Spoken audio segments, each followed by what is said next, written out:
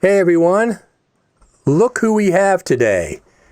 We have Terri Morgan from, I'm going to say LumaFusion, because I think most people know LumaFusion, but from the company is Luma Touch. And now all the way at the other side, we have Neill Barham from Filmic Pro. And we are going to be talking about what? The Mobile Creator Summit. So first off, what? First off, who was the genius behind getting that idea together? One of you two? I think it just evolved out of some discussions that we wanted to start doing training before COVID happened. Okay. And then once we were all sent home, we began thinking about our community and brainstorming ideas of how we could reach out to people and how we could help people. Yeah, your section Neill, at do you NAB. want to add to that? Your section at NAB last year was one of my favorite sections. The mobile, what was that called? Was it called the Mobile Filmmaking Pavilion? Yeah. Pavilion? Yeah. The mobile filmmaking. Yes. Yeah, I like that. That was one of my favorite places to visit. Even though I had to walk, NAB was just like, oh man, walking. I think I wore out a pair of shoes walking around there last year. So before NAB canceled, were you guys considering not going this year? Or? I was back and forth myself. Yeah, I think on just looking out for our team, our employees, it was certainly a hotly discussed topic, one that we actually shared concerns between companies. And I think that both Terri and I had our own reservations about going. And so then that immediately resonated that neither of us wanted to put any of our employees in potentially harm's way as well. So I think off the record, we had sort of confirmed to ourselves that we weren't going to go, and we were hopeful that the organizers at NAB would take the long view and be willing to either delay or cancel the event. But that certainly took a while to come about making that decision. And we're certainly glad that they did. And I think the fact that we are not going to be able to attend NAB because it's not happening, and that's one of the best opportunities for us to interface with our collective user base, which was also part of the collective thinking in creating the Mobile Creator Summit as a way of fostering dialogue with the creatives around the world who use both of our applications. Yeah, absolutely. I was back and forth. And then when they canceled, what is the one in Austin, Texas? South by. When they canceled that, I said, oh boy. That's even bigger than NAB. That had 160,000 people last year, and it was almost $500 million in income they had to, forego. So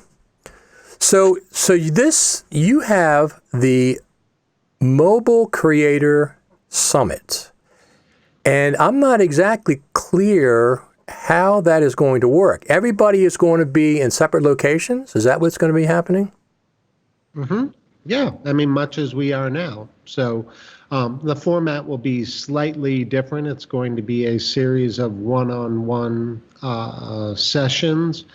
We have a moderator who initially is going to be Glenn Mulcahy, who was the creator of MojoCon and then turned Mojo Fest, which is actually another great event that got canceled this year and another opportunity that Filmic and Luma look forward to every year as a great vehicle for getting to meet our creative user base up close and personal. And so it sort of evolved out of that. And the format is 2 sessions every Friday for the next month, 20-minute, I don't know, want to call them actually a direct training because I think they're broader than that. And often people will either be talking about their inspiration, right, or some of the creative choices that they made on a particular artistic project that they did. So it's much more of a free format but it's a 20-minute session per instructor or artist, and then there's a 10-minute Q&A afterwards. So the audience listening at home, if you have any specific questions for any of the instructors or filmmakers, there's a great vehicle for getting your questions heard. And then at the end of those 4 30-minute sessions, we're going to bring all the speakers back together for sort of a free-form half-hour open conversation. And this is really great, and I think it actually is something that Terri and I have both appreciated. That's been a part of the MojoCon and Mojo Fest format for years, was basically bringing creatives together on stage and getting a really inspired back and forth conversation. So if we're able to foster even a small facsimile of that, then we think that we're bringing some good value to the creative user community. Absolutely. So for people that don't know, Mojo is mobile journalism, right? Right. And just to jump in, I think it's really important to point out that MojoCon and Mojo Fest are certainly in the DNA of Glenn's events, and he came from a news organization background. But the Mobile Creator Summit has a much broader audience beyond just journalists. Journalists are certainly a component of it, but editors are a component of it, cinematographers are a component of it, filmmakers, vloggers. So wherever you fall on the audio video spectrum, we think you're going to find something of value here. So both of you are pioneers in mobile filmmaking. I mean, every time I see a movie made, it's made with Filmic Pro if they used an iPhone, which it seems like everybody's turning to iPhones to make regular films now. It's incredible. And everybody uses Filmic Pro for that. It seems like it. We have been fortunate for sure. And I think what has been interesting is, initially it came about presumably from budgetary considerations, but we've certainly seen a lot of high-end filmmakers who don't have issues around budgets, the Claude Lelouch's, the Steven Soderbergh's, Michel Gondry's of the world. So I think that there's something inherently cool about shooting and editing on mobile, whether it's more immediate, whether it's faster, whether the smaller devices mean you can either get camera placements in spots that you never could before, right, or you can be out in the outback filming a project and actually editing it at the same time so you can find out the shots that you need to get before you return home from that location. So all of that stuff is invaluable and I think has invigorated creatives around the world. Well, another one is Lady Gaga. She can afford whatever the heck she wants, and she shot her last video on iPhones. That's true. My sense is that there might have been some coordination behind the scenes that was influential in making that decision. Right. I was not part of any of those conversations, just a grateful recipient when I saw the video drop. Like, that's cool. Yeah, it's very cool. I was shocked about that one. So we got a comment here. It says, "Hey everyone, greeting from Dubai. I'm so happy for Neill and Filmic Pro success. Got so much faith on LumaFusion app. Can't wait for Mobile Creative Summit." Oh, awesome. Yeah. So we have some great speakers during the summit, even in the first week. Just a huge variety of people with a lot to say. So I think people interested in Filmic or LumaFusion, but just in general about mobile filmmaking will just find it really entertaining. So there's a process where you register on mobilecreatorsummit.com, and is it going to be broadcast publicly on, is it YouTube and Facebook? Both the Filmic and the LumaTouch YouTube channels, and also both of our Facebook channels. So that's going to reach a great audience. I knew everybody I talked to was excited about it, including myself. Since I've started using I've been using a iPhone 6S Plus for years because it was the first one that had 4K video, which is the reason I got it. I mean, I buy phones for filming, for the filming quality, not for the photography, not for the phone itself, but for the actual video filmmaking. That's what determines when I buy a new phone. So I had the iPhone 6S Plus because it was the first one that had 4K. I kept it for years and years and years. And then last year, they had the Pro model with 3 lenses, and it said, okay, I'm going to buy that one. So I went and bought that one. This year I might buy another one because who knows what Apple's going to do. I mean, when they bring a new iPhone out. But it's, this one is fantastic. And I normally shoot with the GH5, but this one fills a lot of the spots that I used to take the GH5 for. I use it all the time. The quality is astounding. I don't know how they do it. Such a small package, but it's absolutely astounding. Yeah, I would consider the iPhone 11 Pro a quantum leap on the hardware side. Certainly there's an evolution that happens every year, but in addition to the ultra-wide lens, the heat sink and the additional battery capacity of the iPhone 11 Pro make it a much more usable all-day mobile device. So if people haven't upgraded, I don't know if there are any discounts going on, but they certainly might want to consider it.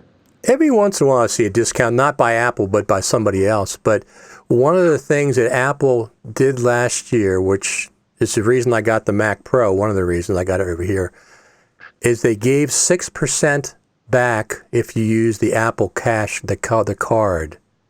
Anything you bought at the Apple store. So you could get 6% back on your phone if you bought a phone, 6% back on anything, you bought at apple.com. So that was one of the motivators for me to get the Mac Pro. I said 6%, that's nothing to sneeze at. Yeah, I'm looking forward to see what they have coming out. So one of the things that I get asked all the time, Terri, is when is Final Cut Pro coming to the iPad and iPhone? The iPad. I hear it all the time. And what's the answer that you get? Well, I have my answer. What do you tell people? I know you've heard it before, perhaps not. I mean, I don't know what Apple is planning as far as moving, whether they even want to do that. I know that LumaFusion is as close as you can get right now to what Final Cut Pro does.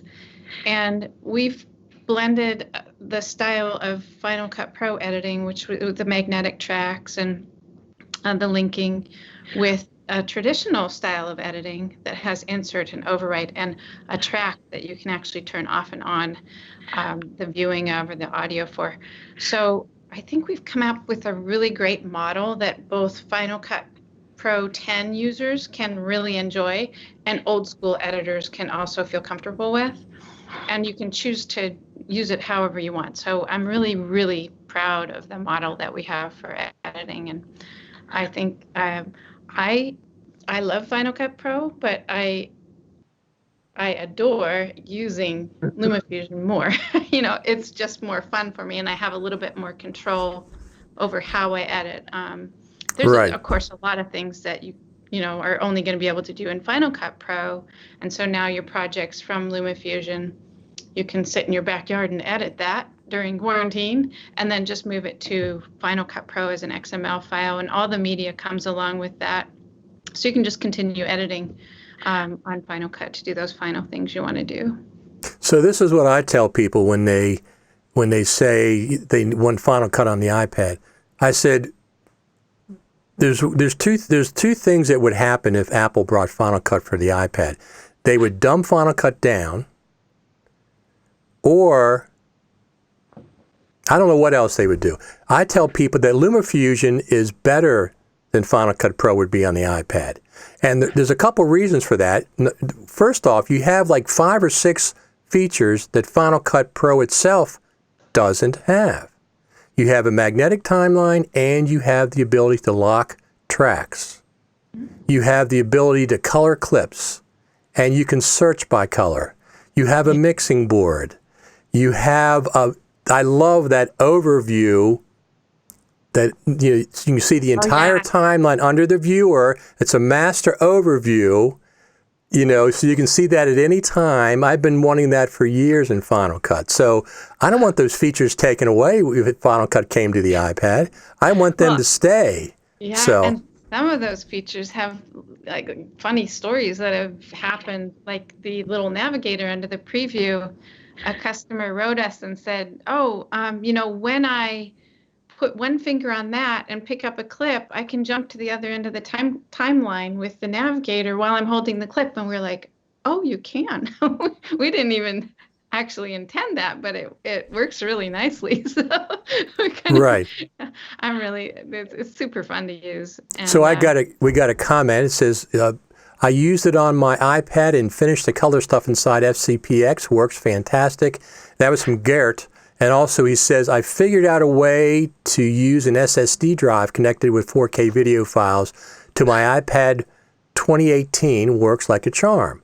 So that's something that you can hook up SSD drives to USB to all iPads or just recent ones? What's the criteria? You can, so with the USB-C port, you can just hook it up directly with USB-C to USB-C cable. But there is a way to power a device and get a conversion cable that will use the lightning cable for a lightning drive. But I think it's a bit complex. I think we have a FAQ on our website for how to do that. But it's definitely easier if you have a USB-C drive that you can just plug in. And then right in LumaFusion, you can see the media. And as you drag it to the timeline, it gets downloaded to the device.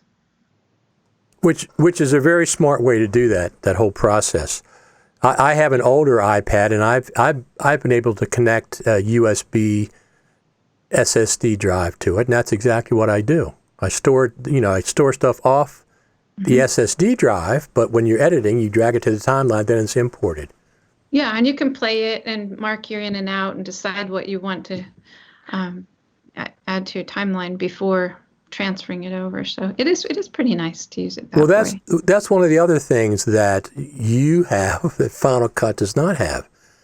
You can export just the clips on the timeline with handles. Oh, yes, sort of a consolidation of your media. Yeah, and batch export with handles. Final Cut doesn't have that. Project. Oh, yeah, interesting. That's kind of that's a feature from, I don't know, 1985 or something. Well, I know. I think Final Cut Pro 7 had it, but Final Cut Pro 10 doesn't. It takes all the media, the entire clips. Right.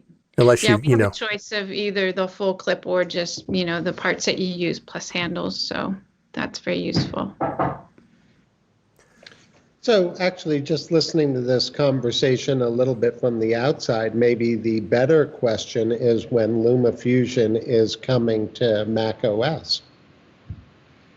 That is a good question, but I have, our engine will work for Mac OS, and it's more a matter of moving the UI over to Mac, but I have to say it's not.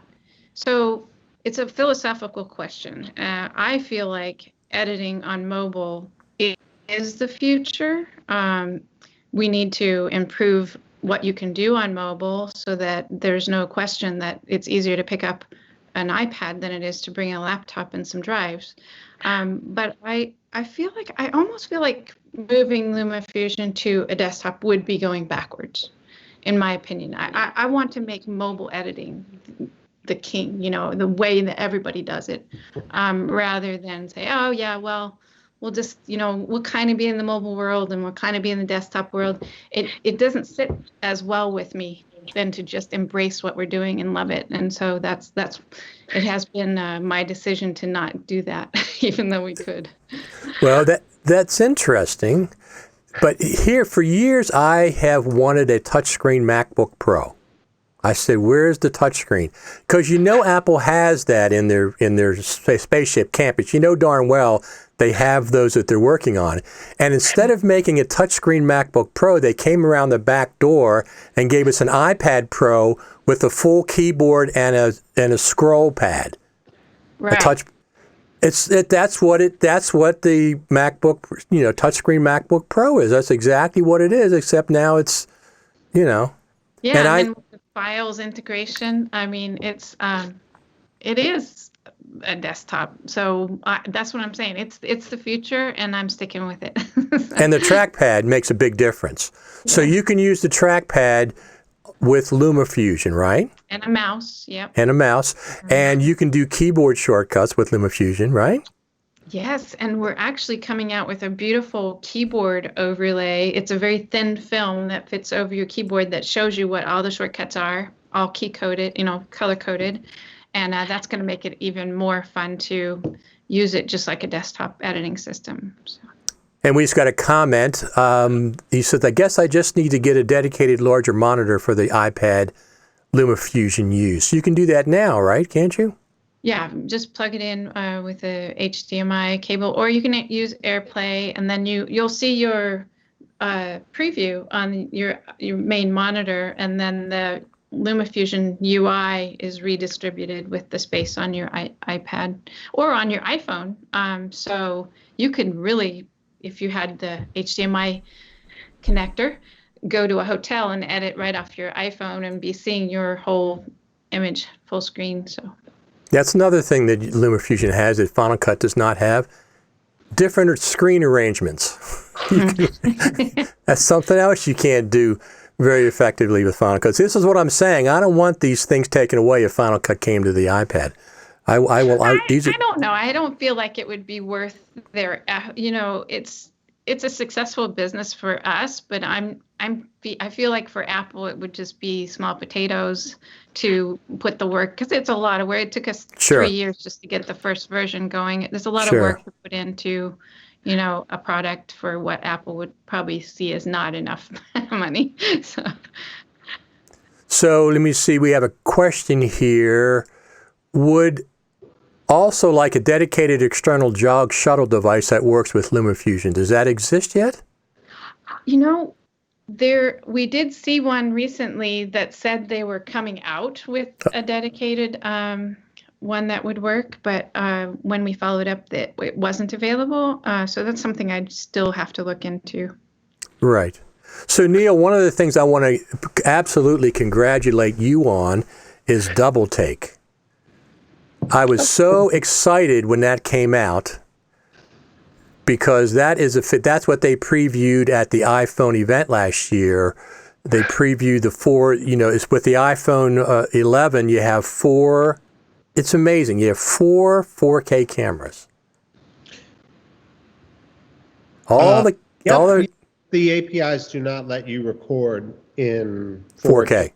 Right. With multicam APIs. Right. So they actually end up being 1080 cameras that you have the option of recording multiple cameras at once. Right. So again, I think that's just a limitation of this particular point in time, and somewhere down the line you'll certainly be able to presumably record multiple 4K streams, but the sensor will have to be larger and the processor will have to be more powerful. So that's probably not this fall, maybe the fall after that, but we're certainly excited to see where they go on the hardware side.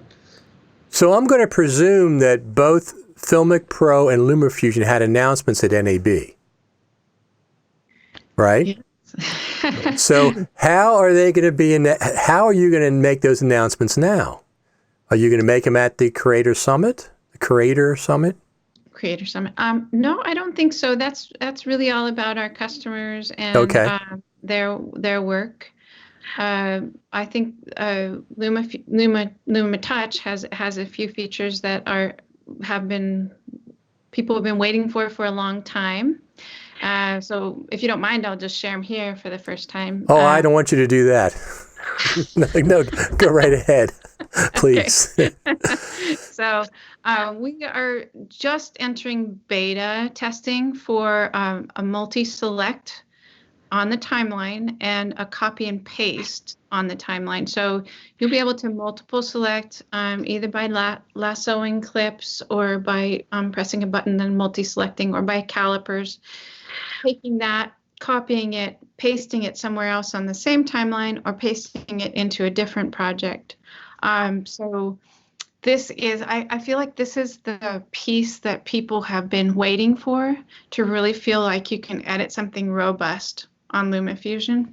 So this is just a huge announcement that I'm making right now. And also Frame.io. So we've been working really hard for a long time on this Frame.io integration, which allows you to even put, I think you saw it at the Final Cut Pro Summit, right? Right, yes. Where you can have your ProRes media or unsupported media for the iPad, put it in Frame.io, see that right in your LumaFusion library. People can comment on it. You get those comments real time. You can comment on your own edit, and that also shows real time up in Frame.io. So it's a really tight integration and adds just this huge collaborative process to LumaFusion. So these are the big features that we're working on right now, and they're very close to being out the door. Well, that's excellent. So you're just going to announce it on your Twitter feed, do you think, or? Well, we just announced it on your show. No, I mean when it's available. When it's available, do you think you're going to announce it?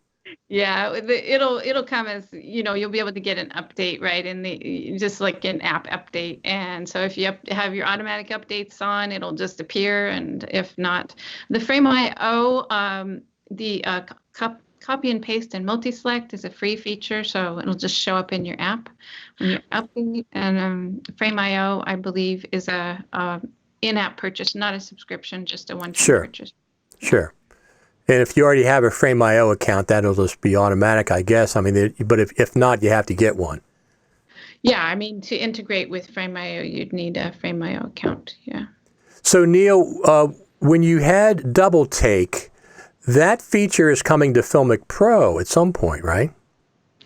At some point, yeah. But right now, it's actually a really interesting environment because the multicam APIs are relatively exclusive and actually don't integrate particularly well to a lot of the manual and granular control that is in Filmic Pro. So actually at the moment we're finding it a lot easier to develop both for the multicam experience wholly within Double Take and in Filmic Pro version 7.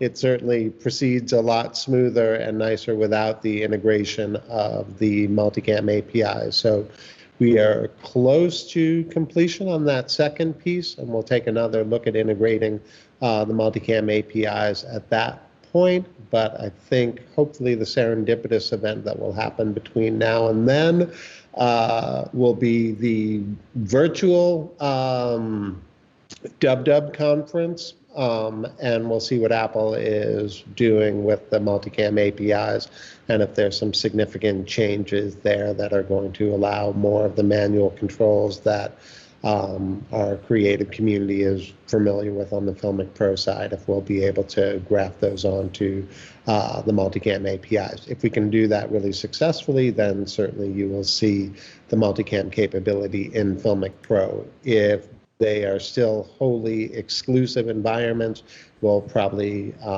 continue the split identity at least for another year. But worth pointing out, Double Take is free for absolutely anyone who wants it. And if you want a seamless shooting experience with Filmic Pro, once you download Double Take, it actually shows up as a quick link shortcut within Filmic Pro. So yes, I saw that, and I use that all the time. I like both of those. I have both Filmic Pro. I bought that a long time ago. And I think this winter you had a special on one of the packs or something. I bought it then. Around Christmas time, was it? I think you did. Photographer kit, yeah. We aren't necessarily known for doing sales particularly often. So then you were very fortunate to jump all over the cinematographer kit when we did discount it. Yeah, I did. I got it. I use both of your products with the iPhone. Now the biggest problem with the iPhone that I've had is audio, is getting good audio. So I've been on the prowl for 6 months trying trying this microphone, that microphone, audio interfaces, and I've got a pretty good system down. Now, it depends on what I'm doing. If I'm just going to be the iPhone and one microphone, I use a Shure microphone. It's a Lightning one that plugs in. That's really good. But usually that's not good enough. Usually I got to have a small shotgun pointing forward, and then I have myself mic'd up with the Rode Wireless Go, so I have both the front with the small shotgun and me with the lapel microphone, a wireless lapel, and that works out pretty well for most everything. If I'm going to be behind the camera. If I'm going to be in, I think you highlight a great point for creatives all over the world, that you can't forget audio. And if you do, it is ultimately going to compromise your project even more than if there's some shortcomings in the visual side of the equation. So, it's not even equally important. It's actually even more important. And I'm guessing it's the MV88 that you're using? Yes. Yeah. Well, that's a great little mic, but certainly if your subject's a little bit further away. Exactly. It picks up my voice fantastic because I'm close, but anything is further away, it doesn't pick it up close enough. And now, one of the things I always tell people, when you have a mic, get as close to the subject as possible. Hey, now it's the opposite. Now you got to stay away. Apologies, You I'm got Glenn. to stay 6 feet or 6 feet away. Hi, thanks for having us. Yeah, nice to meet you. Yeah, lovely to meet you guys. I'm so sorry. That's okay. I was wondering what that was. Now you have the 6 foot rule. You got to stay away from your audience, though. I'm sorry about that. That's okay. I had the practice session for the Media Creator Summit was just coming on, so I forgot to make that page. Okay. So I'm sorry. Multitasking. Exactly. So I'm looking at the speakers. Some of the speakers I don't know, which I'll be following them. I'll be watching them live, and of course some of them I do know. Photo Joseph and iJustine. Yes. And you're going to do this every Friday for 4 Fridays? Is that what it is? Starting this Friday, right? Yes. Yeah. It is starting this Friday. So our first speaker is Angelo Ciaccio. Are you familiar with him? No, I am not. Tell me about him. Okay. He has done the Ephemera documentary, and he's a designer that has studied all around Europe, but he is also a photographer and filmmaker. And he is the author of Ephemera, which is www.ephemera.life. And it's a mobile documentary that explores the most fragile places on Earth. So he traveled 300 days to 30 of the most fragile places that are likely not to exist in 30 years, and only with what he could carry on his back. So he did some iPhone shooting, some traditional camera shooting, but edited all on LumaFusion on an iPad. And he did that in just the most remote places with no internet and no desk and no anything, and then would upload his segments when he got to a town with internet. So he is speaking about his experiences and about some tips and tricks in LumaFusion that he loves to use. Do you want to talk about Sal, Neill? Sure. I guess rounding out the first half of the first day would be 3 filmmakers that I'm pretty familiar with. One would be Sal Massimini, Sal short for Sally Ann Massimini. She's primarily a video effects supervisor for serialized television, but has branched out into pursuing her dreams of being a film director, and sort of shot to prominence by creating the initial promotional short film for the Red Hydrogen back in the day. A short film called N.I., which is a great combination of both sci-fi and horror. But shows a really insightful, sensitive eye and a gift for working with talent. And I certainly think that we'll be seeing Sal in the feature film credits in the next couple of years, and look forward to following her career in that regard. Two other filmmakers that are in the opening session are Cassius Rayner, who you can find on Twitter at GoFilmIt. Cass has been a filmmaker essentially his whole life, which is probably what you do if your dad is an editor for Stanley Kubrick. You either or you go off in a completely different direction. But, you know, thanks to Cass, he stuck with it and has become an incredibly gifted filmmaker who has worked in the past with the Peace Corps, has done a lot of cinematography, editing, and basically stumbled upon mobile probably 6 or 7 years ago and found it a life-changing event and adopted it wholeheartedly with, actually kind of a similar passion that I would say that I committed to it, which is actually I heard Cass in the rehearsal earlier this morning saying that once he picked up mobile and shot his first project with it, he hasn't gone back and shot a traditional project since then. And I think that points to something that we touched on earlier, that there's something really immediate and fun about the process of working in mobile, which is why filmmakers who have no budgetary motivation to do it still find it intriguing, and then once they try it, actually find it compelling and often stick with it. One last comment about Cass. He's also a very gifted instructor and one who's committed to serving underserved communities. And so he does a lot of instructing around London with disadvantaged youth. And I know that both of our organizations are committed to supporting him in any way that we can and applaud his efforts there. He's also done a really interesting series in the last couple weeks during the lockdown, essentially, and has created maybe 4 or 5 beautiful short little vignettes of London, the desolate, quiet streets of one of the most populous cities in the world during this time.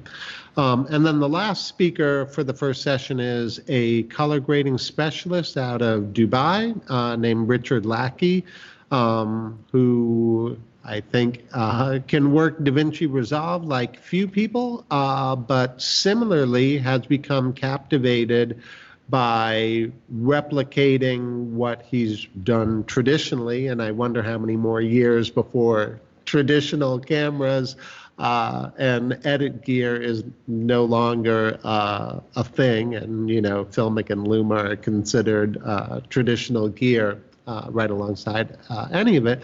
But Richard, I think, has been instrumental in showing that skill, first and foremost, is the key for any creative. And if you know what you're trying to achieve, you can ultimately do it on almost any device. And he can walk people through how to shoot within the limitations of an 8-bit mobile phone and ultimately color grade and have your footage hold up side by side to 10-bit or ProRes 422 footage and have it be indistinguishable to the untrained eye. Right. Just so you know, as you were talking about them, I was bringing their web page up on the screen so that people could see each person you talk about. Okay. Yeah, I'm on your site right now. Yeah, so that's actually probably worth pointing out. MobileCreatorSummit.com Right. is the micro site for the entire event, and you'll be able to see the lineup of each week's speakers a week in advance before they go out. So not everybody's going to be able to commit 4 or 5 hours to watch the entire session each Friday. So if you have to pick and choose, here you can find the particular creative that speaks to you and make sure you prioritize that half-hour time slot. I think a lot of people will be watching the majority of this. I know I will be. Especially now, you know, people are their home. Yeah. Yep, true. Though, I mean, everybody's schedule is different, and it's certainly worth pointing out if you miss the live session or you can't watch all of the sessions, they're going to be archived and available VOD on both of our sites. So, yeah, don't feel like if you miss the initial live session, you'll have no chance to revisit it later. And even if you did, and there's this particular section that you want to go watch again to figure out exactly what they were talking about, you can dive in and take a second look. Absolutely. So I have the website address up on our screen now so people can see that. Great. I'll leave it up for the rest of the session. Mobile Creator Singular Summit, not creators, because that would put two S's in there. It's only one S. Yeah. Yes, just one S. So we got one comment. We've had a lot of comments. Al Andrews says, what is the forecast for mobile filmmaking for the next 3 years? Boy, I wish I knew that. I'd buy some stock in some companies. Yeah, I actually wouldn't mind commenting on that briefly. Okay. I think that you're going to see 8K as a bit of a marketing fad, an attempted differentiation, especially among Android OEMs, but I don't think you're actually going to find it a fully realized workflow opportunity until about the end of that 2 to 3 year window expires. What I think would be some more pragmatic benefits that would hopefully filter out from the initial visibility, I guess, on individual Android handsets would be a larger sensor. Potentially, that would greatly improve low light performance and let the potential for non-computational bokehs be. In fact, that was something that came out of one of the rehearsal sessions from earlier this morning. I think it was actually Richard Lackey who was opining that he really hoped that you would be able to do it authentically in camera and not computationally. So I think that those would be two benefits, and then certainly the key heatsink and battery improvements of the iPhone 11 Pro were watershed marks, so even just incremental gains along those lines are only further going to improve the all-day filmmaking that most people need without the having to carry around a ton of external batteries and rotate them throughout the day.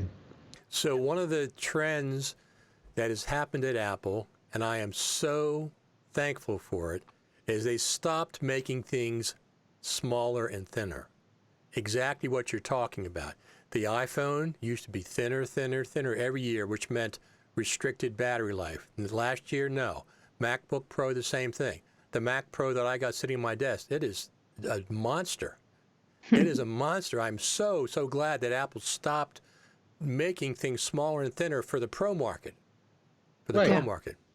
Yeah, I think actually even one example of that would be the rounded edges, and now they're going back to the flat edges. So, I mean, if you're just hand holding something without the benefit of a gimbal or a case, there's definitely a handful of iPhone models that were incredibly slippery, and the ability to actually just set it up on a desktop, were hopeless, where that was actually one of the key mainstays of the initial iPhone. So I don't know if that's a product of Johnny Ive leaving the company and somebody else coming in, but I think it is a welcome change for the professional market who wants performance above all. And, looking pretty or being shiny isn't nearly as important as being effective. Absolutely. As a matter of fact, before we saw the Mac Pro last WWDC, I guess. Wasn't that the first time? It came out in December. I thought we saw it before it came out. I was always saying, well, I hope it's a mini cheese grater because I love the cheese grater form factor. And then I also said, keep Johnny Ives away from the Mac Pro. Get him busy working on iPhones. We don't want any compromises, design compromises, instead of power and brute force. Well, they actually did both. This thing is a monster. It is beautifully, beautifully designed. Absolutely beautifully designed. So, but I hope that continues with MacBook Pros and iPhones. I don't want the smallest iPhone. I want a good, powerful iPhone. But there's got to be some limitation on the size of the sensor they can put in these things, right?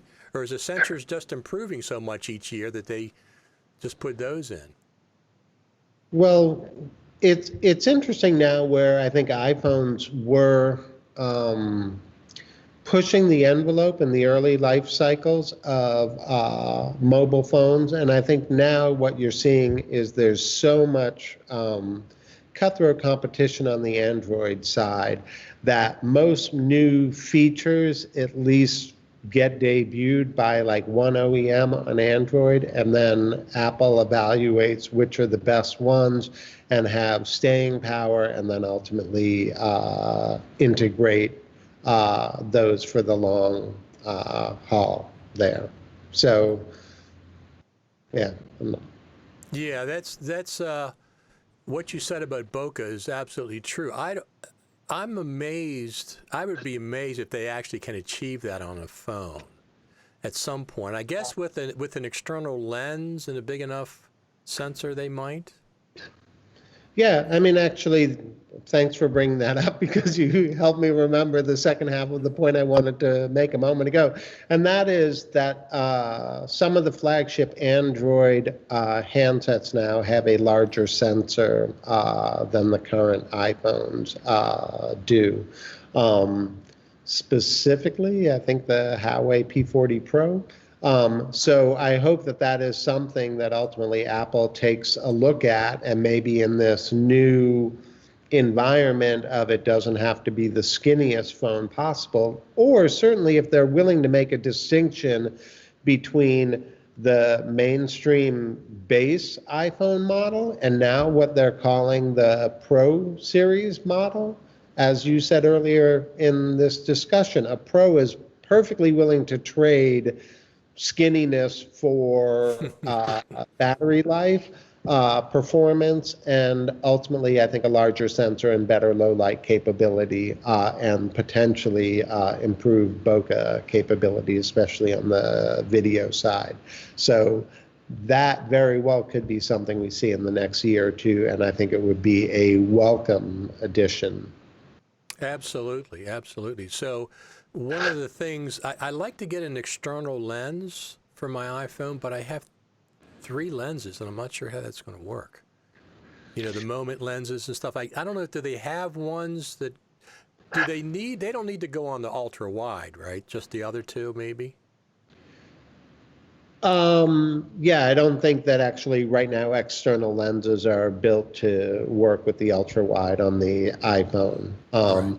And I think that you will find that wides, telephotos, I mean, I still think that there is a compelling use case for a telephoto on top of the telephoto that you have on your iPhone. If you're going and filming safaris, you know, I mean, there's no replication for a 500 millimeter lens, but, you know, every bit of magnification that you can get will help in that particular use case. But I think what you're seeing right now in the external lens market is that most of the activity is around the anamorphics, which certainly Moondog Labs created the original way back around the time of Tangerine. And now there's probably 10, 12 different manufacturers that offer their own spin on it as well. So it'll be interesting to see if somebody has, you know, ingeniously created a patent for an anamorphic that works within the form factor of a future mobile handset. I would not mind if they had a 4 times telephoto. Yeah. The two is really nice. It really is. And I use the ultra wide a lot. I didn't think I was going to, but I have. But I'd like to see a 3 or 4 times optical telephoto. That would be, I don't know if it'd be another lens or probably not. Probably just replace the 2 with the 3 or 4. That would be nice.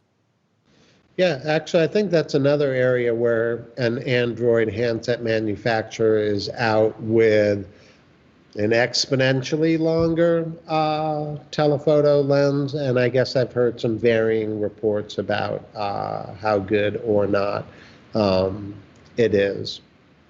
So we got it.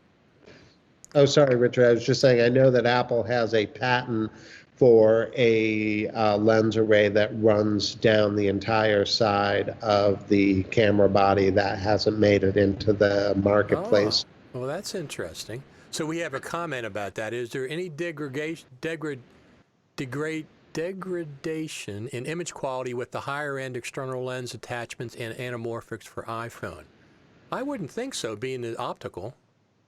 Yeah, I mean, you'll lose light a little bit, but I think outside of that, you're going to be pretty okay. And then depending on the lens, it's going to have its own lens characteristics. Sure. So could vignette at the edges, could get blurry, could be a little bit dark. And then that's also where I guess the price quality trade-off is firmly in the consumer's hands. You know, do you want to spend $40 or do you want to spend $175? Absolutely. So Terri, when the new iPad Pro came out with that new, they're calling it the Magic Keyboard with the trackpad. Yes. Did you have to do anything with LumaFusion to enable that trackpad, or was that already available? Partly it was already available. We had to make some adjustments, and I think we're still making some adjustments so that all of the interactions on the timeline work perfectly. But yeah, basically we got that for free with just some little adjusting. So I bet you were happy when you saw that iPad Pro with this. I mean, I was. I'm happy every time I see an iPad Pro. I just like to see all the new improvements that they make. It's what I've always imagined the iPad could become, is more of a full-on computer. So. Right. Now, I do like Mac OS more than I like iOS, by and large. But the fact that they've added mouse support and the now the trackpad, that eliminates a lot of the issues that I had with iOS, because that's what I was missing. The mouse support, yeah. Yeah, and the files app for sure. Files is another one, right? Yeah. That's right. And I think, your question about what the next 3 years brings on the post side for iPad will be more improved features like masking, multicam editing, and better audio sweetening. So there's a lot that still needs to be done to make the iPad as powerful as a desktop editor. But I think that it's all on the roadmap, and I think it's all going to be coming in the next, couple years. So when people ask me about all the time, Final Cut Pro on the iPad, I point to them, like I said earlier, about, well, you have more features than Final Cut Pro does. I don't want Final Cut Pro to take those features away. The other thing I talk about is Apple featured LumaFusion in the iPad ad. So doesn't mean that they're developing Final Cut Pro for the iPad. Yeah. I mean, they featured you guys in the iPad, in the new iPad Pro ad. Yeah, it's pretty cool to see it there. They do reach out and ask your permission, but you don't really know where that's going to show up. And we were really excited to see. I guess it was in the how to properly use your computer ad that they did, was a nice little part about LumaFusion, so it was really exciting. Absolutely. So are you guys are not going to be doing any presentations yourselves at this event, right? Correct. Yeah, this is about our creator community and the people who use our products. And I don't believe that there's any in-house employees on either side scheduled to do any of the presentations. No, but we're there watching. We'll be there to answer questions that come in that are less directed toward the speaker and more general questions. We're in the background answering questions and listening in. So I noticed you have that Photo Joseph character coming back. He was supposed he was supposed to be at NAB. Yes. Yeah, I mean, I don't know. I would assume a lot of your users have at least experienced Photo Joseph in one form or another, because he's been an Apple, he was a lead Apple presenter and producer and photographer for the professional applications division for quite a while. And then in 2009, he moved off to pursue his own business. And so you can find out a lot about Photo Joseph at photojoseph.com. But he's now a great educator, a YouTuber, and he just has an amazing stage presence. And that is one of the reasons that we chose him to do our new tutorials for LumaFusion. So he's currently producing a set of 60 tutorials for LumaFusion, and the first 20 are already on our site, our YouTube site. And he's just has a really great way of explaining how to use the app and why you would use a certain feature. So we're really happy to have him. Yeah, so I've been following Photo Joseph for 3 reasons. Number 1 is live streaming information. He used to do the live streams about that. Number 2 is Final Cut Pro stuff. Number 3 is the GH4, GH5. I'm a big fan of both of those cameras, and he has tons of information about those 3. He has the Panasonic people on his show. He has in the past. So Photo Joseph, if you're listening, where is the GH6? That's what I want to know. Where's that GH6? You can ask him on Friday. There you go. On Friday, he'll be there. It's been years. The GH5's been out for years, and now I'm waiting on that GH6. Whatever. Yeah. I'm not really in a market for a new camera. You might be the one to know. He might have that insider information. Well, I don't know. I'm sure he does, but he's not going to reveal it, of course. So I'm not even looking for another camera. I got a GH4, I got a GH5. Both of them are working fantastically. And then I got this iPhone thing. I mean, this iPhone 11 Pro Max, 512 gigabytes of storage. This is what I use more than anything. Yeah. So I'm not looking for another camera, but I'm still curious on what they're going to do with the GH6. One of the main things that I'm going to be doing with getting a new camera is it's got to be really, really good in low light, which the GH4 was okay. The GH5 is a little bit better. The GH5S, which was the different camera, is better, but it's not as good as like the Sony A7S III or whatever the heck that was just incredibly, incredibly low light performance. And I think that has to do with the sensor a lot, and maybe it has to be a full frame sensor. So I might be switching when I get another camera. I might go to the, I'll probably stay at the Panasonic line, but we'll see. Low light's really important this time around for me. Yeah, I mean, it is. It's you can't have noise in the darkness of your shot, or it ruins the whole thing. So Right. I think it's all going to be getting better in that respect. We got a comment from Skip Hunt. Yes, he's really great. One of the few tutorial presenters I can actually get through without falling asleep. Talking about Photo Joseph. Yeah. Yeah, Skip actually is one of our beta testers. And Okay. When we came out with the tutorials, he texted me and said, "Who is this guy, Photo Joseph? He's awesome." So, yeah. Yeah, I think I started following him because of the Panasonic, which was, because he was doing a lot of Panasonic GH4 and GH4 stuff at the time, and then GH5, and that's why I started following him. Yeah, I think I met him, Luma Touch met him when he was doing some work with Narbox. Okay. And they brought him up for a day, and we went out to the beach shooting with Photo Joseph, and I just really fell in love with his personality, as well as just watching him work out at a local beach here shooting, and all the stuff he got up to was just super interesting to watch. So that's how we started our relationship with him. One of the things that I noticed in your promo ad, and I was very, very thankful for, the one you did for the Mobile Creator Summit, is everybody is filming horizontal landscape. Thank God. I refer people to I don't that know. all the time.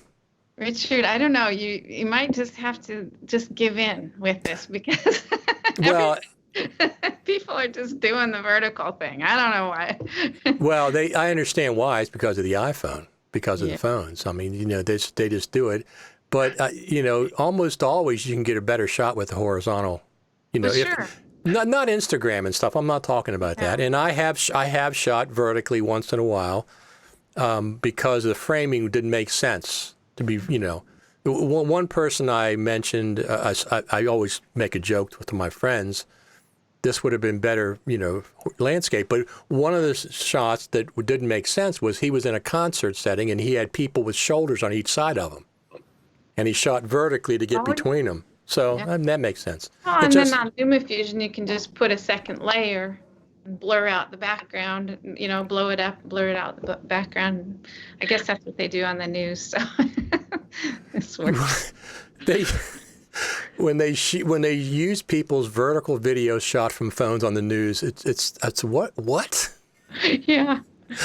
There's black bars on the sides and this little skinny thing in the center. But I mean, that's what you get. That's what you get. No, I understand. Just that I very rarely shoot vertically. I never do. I just, if I catch myself doing that, I turn off the camera, slap myself and start over.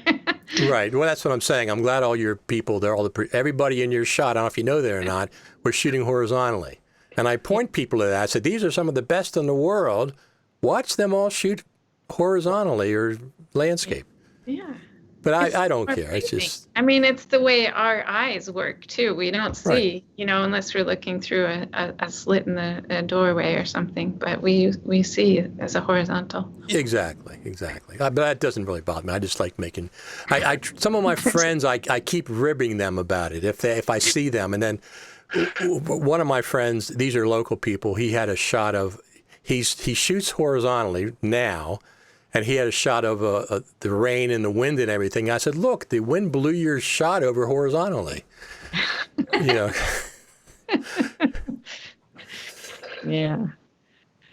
So what else are we going to talk about the mobile film session? We talked about Photo Joseph. I brought him up on what is he going to be talking about? He is actually going to be going over the LumaFusion to Final Cut Pro XML export feature and how he, just his workflow generally. It's not a tutorial. It's more of just like, this is why I do it. This is benefits I get and sort of basically what my workflow is to move from LumaFusion to Final Cut Pro. And I'm sure he'll talk about, because he loves cameras, he'll talk about shooting as well. So. Right. And then who else do we have? We have also, I'll talk about Henny the Business. Do you know Henny the Business? I do not. I bring him up right now, though. He's on screen. You might have seen him at NAB last year. He was the LumaFusion sort of ambassador last year for NAB. And he's a multi-platinum record producer, songwriter, professor at his alma mater, Morehouse College. And he is just a very accomplished gentleman and a really entertaining speaker. And he's probably going to be talking in general about what mobile brings to his vlogging workflow. And so I think he'll be touching both on shooting and editing. And then you have this person I never heard of before. Justine. Not sure if I've ever heard of her. You're teasing, right? Yeah, of course. So she's the one-woman digital phenomenon, techie, gamer, vlogger, digital creator. She's amazing. We met her I knew you were kidding because we met her at the Final Cut Pro Summit. She spoke there.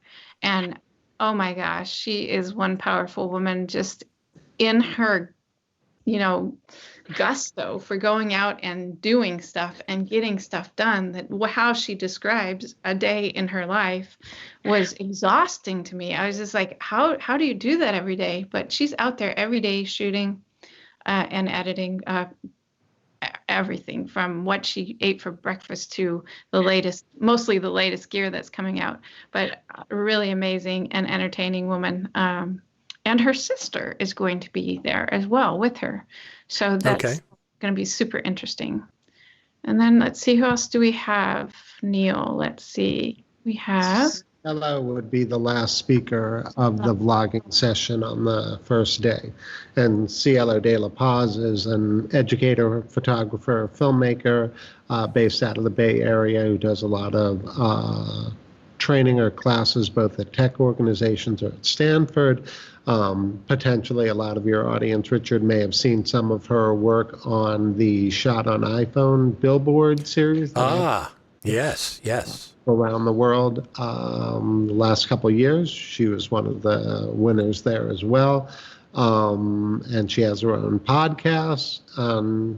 Just incredibly versatile, engaging, talented, creative. And so I think she, like I just seen, will be talking about how they basically built their audience from the ground up through a lot of hard work. As Terri referenced earlier, it's like incredibly impressive to hear how much effort goes into ultimately building an audience of millions. So if that's the aspirational goal, then this Friday is a great opportunity to learn some nuts and bolts and how you can build your own audience as you go along.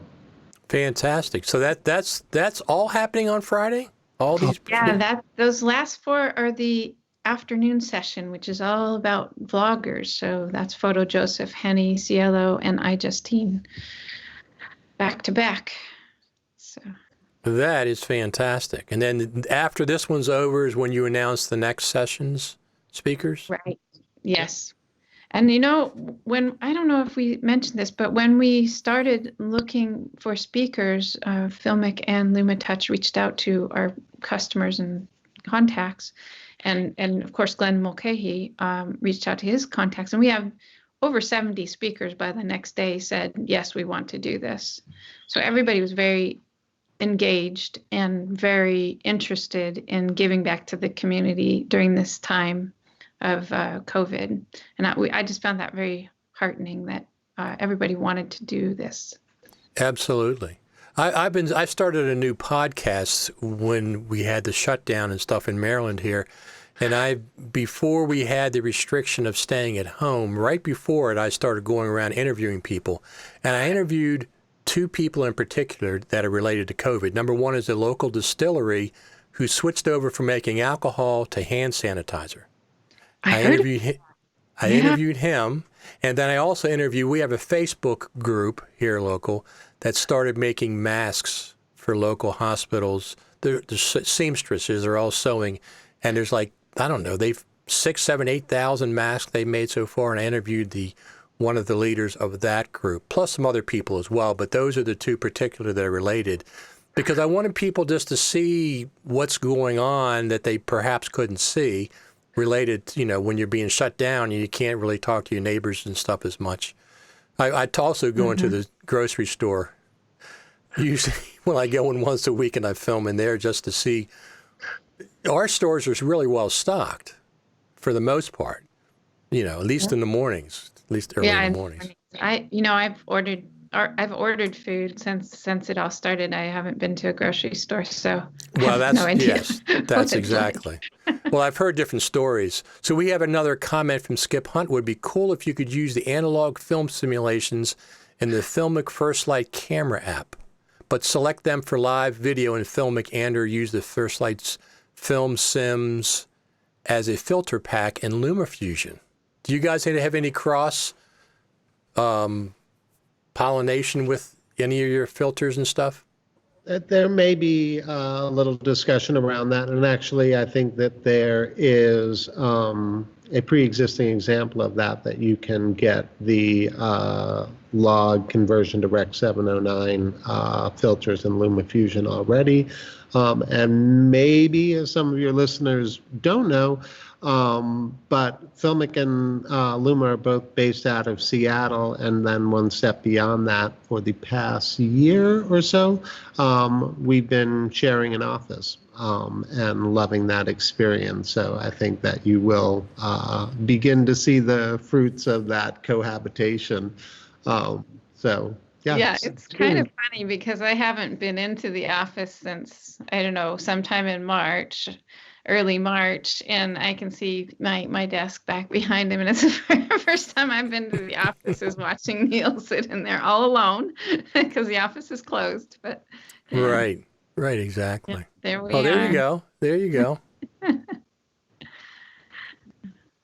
All right, so we covered this Friday edition. I can't wait to see what's coming after this, but I'll be watching. Oh man, we got some big surprises coming after. I've heard rumors about certain speakers that are coming. So once we get those nailed down, we'll get back to you.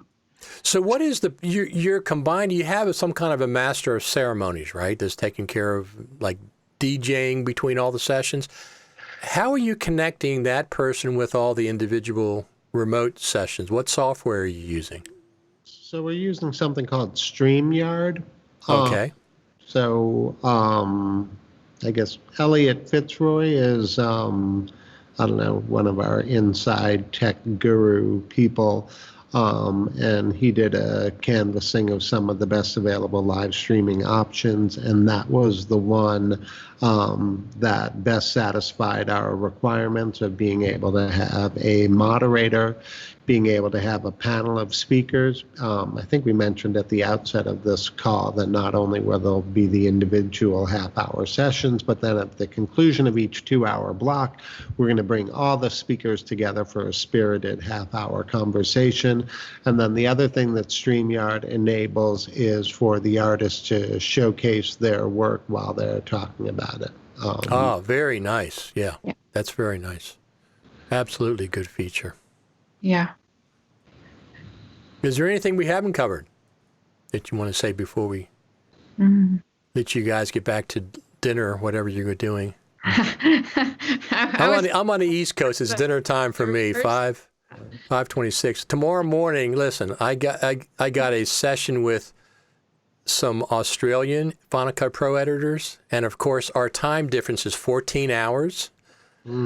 So I have to get up at 7. I have not to get up. I get up early anyway, but I have to start a stream at 7 o'clock tomorrow morning, and it's 9 o'clock at night in Australia where they are. So that's the compromised time. Yeah, it's true. We have people. Glenn Mulcahy is in Ireland. No, is he in Ireland? And Elliot, who's running this as well, is in Australia, right?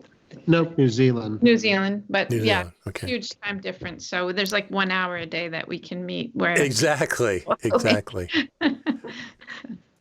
All right. We really appreciate you having us on the show again, Richard. I always enjoy talking to you and hearing the latest from you.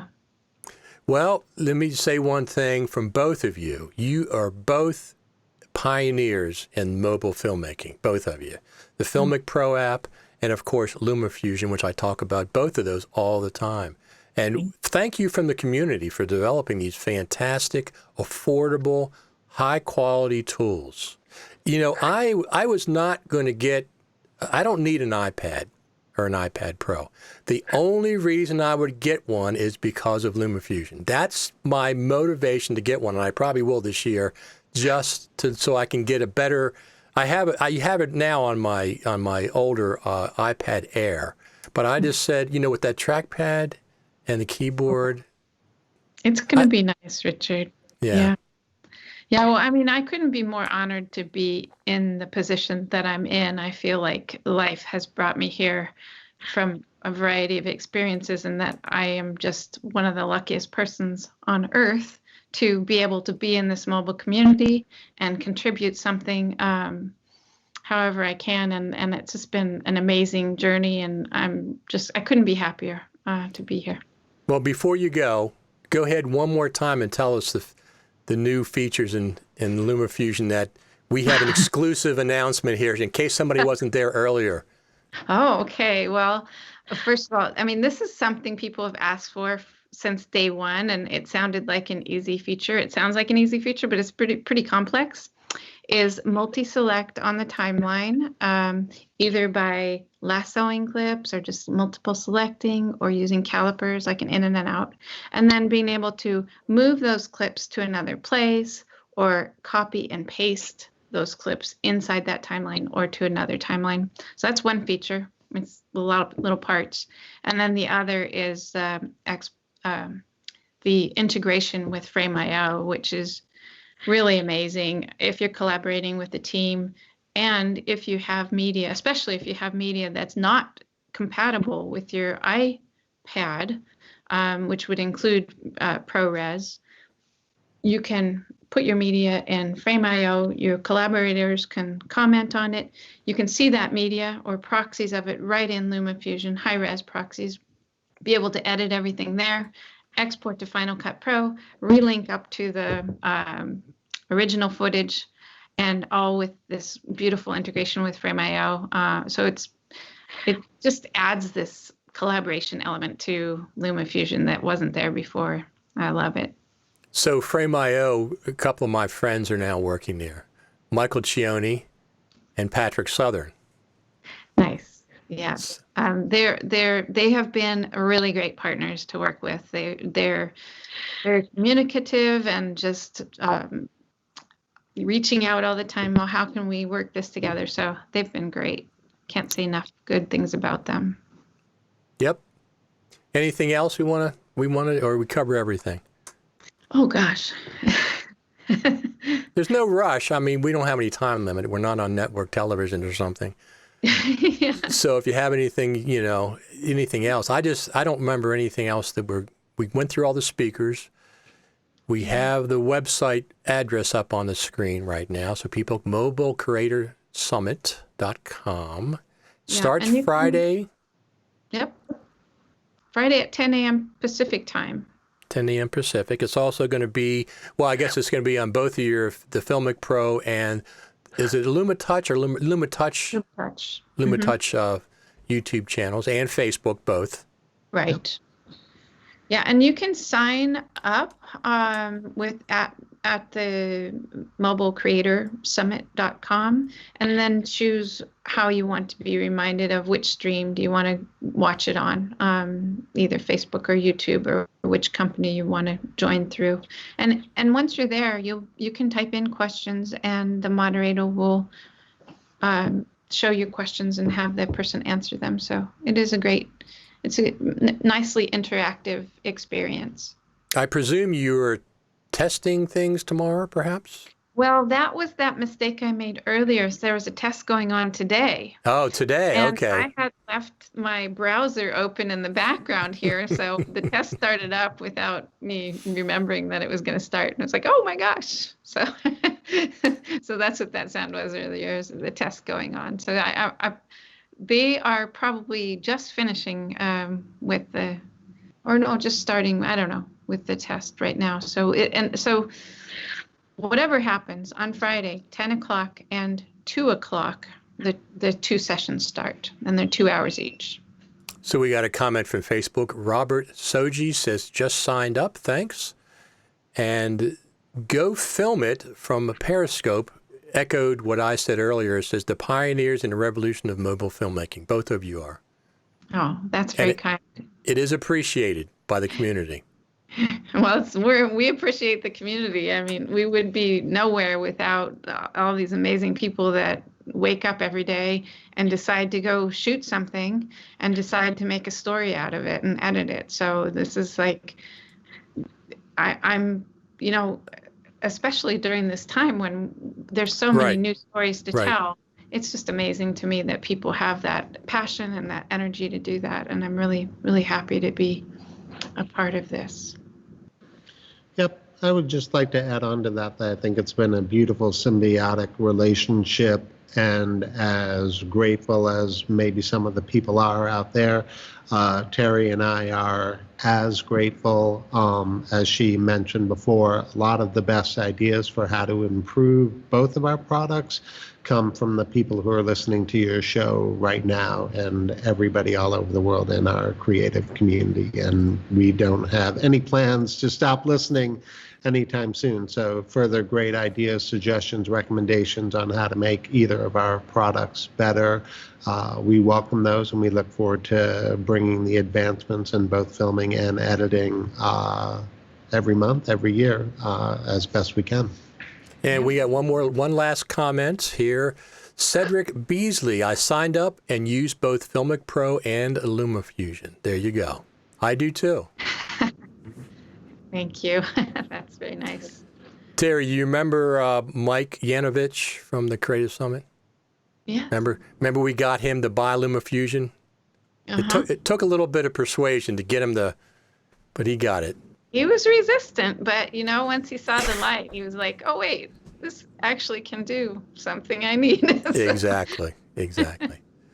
Yeah, Okay. That was a great summit. Yes, Yep. that was very fun. That I hope we have another one. I really, really like that's my favorite event of the year for going in person. So we'll see. It's supposed to be in November next year. I sure hope so. Yeah, I hope we can. I hope it plays out, and I'd like to be there if it does. So. Fantastic. Thanks, Neill. Thanks, Terri. I sure appreciate it. My audience appreciates it. And I'll see you all again. I'll be at the Mobile Creator Summit on Friday morning. Looking forward to seeing your questions. Okay. Thanks a lot. Bye. Bye. So much.